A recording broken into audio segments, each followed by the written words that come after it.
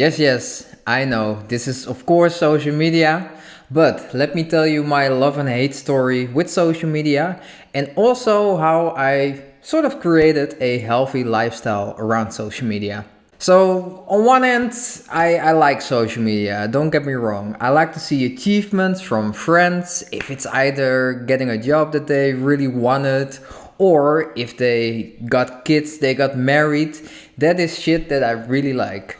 On the other hand, I also hate a lot of shit. And maybe this is something that I also fell for, and it's especially in expressing my personal opinions about the world, mostly also political stuff. And since everything is these days politicized, if you are left winged, then you might probably not really like right winged people, and the other way around. I'm a humanist, so I mean, I have friends on both sides that I still want to be able to talk to, especially when they're not excluding one another. If they are, then they're most likely not my friends because I don't really like that. But this whole thing of like all social society stuff that is wrong, of expressing that on social media, at one point I had to really take a step back from all of that because I know that there is going to be two sides and probably the golden line is somewhere in the middle. And yeah, either expressing one of those two sides, or especially what I like to do is sort of point out things on both sides that was wrong. A lot of people see that as me excluding people, so I stopped really doing that. I still have my personal opinions. I just don't express them anymore that much because I see that it surrounds a lot of negativity around itself. And also, the world is different than we are shown. We all live in our own bubble. If social media is a big part of your bubble, then it's definitely gonna influence you in how you are doing mentally and also in how you view the world. And maybe even to a certain extent in how you are gonna exclude other people for having a different opinion. I not necessarily excluded people from that, but I have been excluded because of having a different opinion.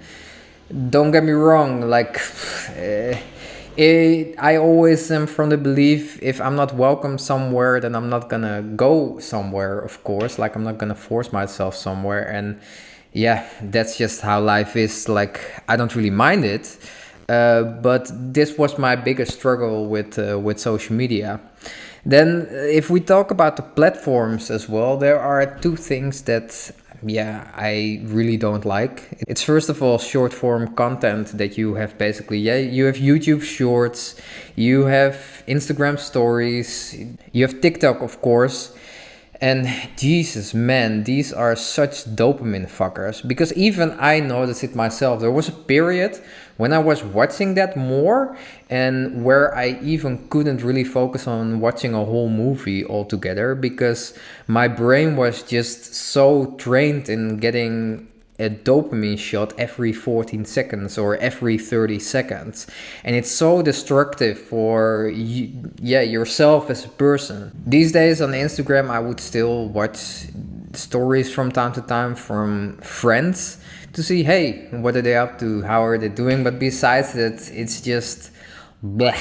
It's really a dirty world if you ask me, at least. So also there I try to implement different things.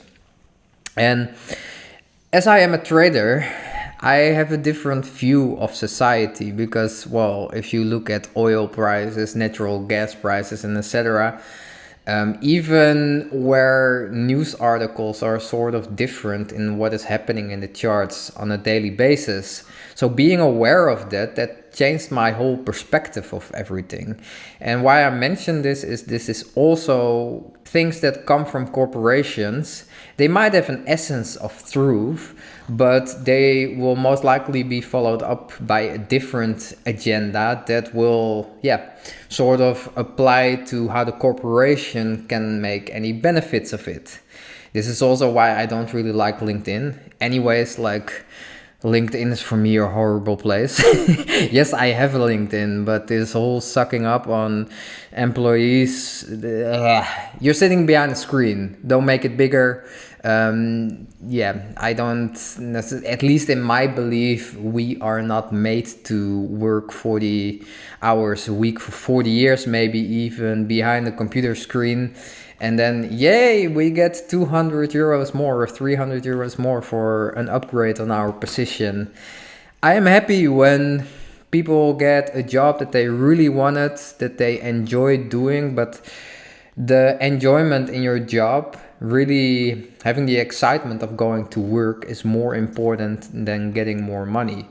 And I think for a lot of people, and that's, of course, hey, that's my biased opinion, but sitting behind the screen, I don't think we are all made for that. So that's just, yeah, my personal opinion. So yeah, let's get on to how I currently treat social media, because I'm not often on social media, to be honest. Most of the day, I don't even have my phone with me.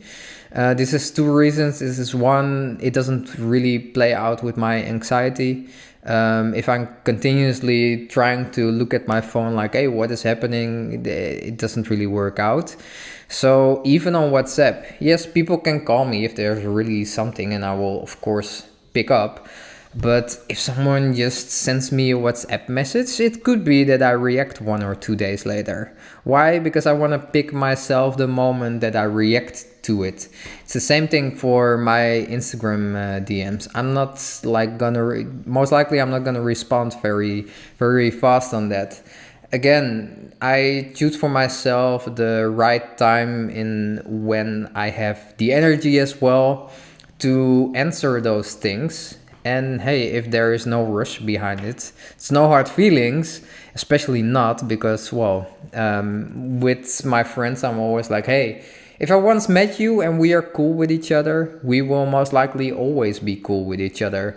Doesn't matter if I see you in a month's time, doesn't matter if I see you in 5 months' time, or a year even. Hey, we cool? We cool. Very simple like that. And I also don't always have to be in contact with people. For some people, I am just a reflection on something that they need to have in their life, and it's just for a certain period, if that's friend-based or whatever based it is.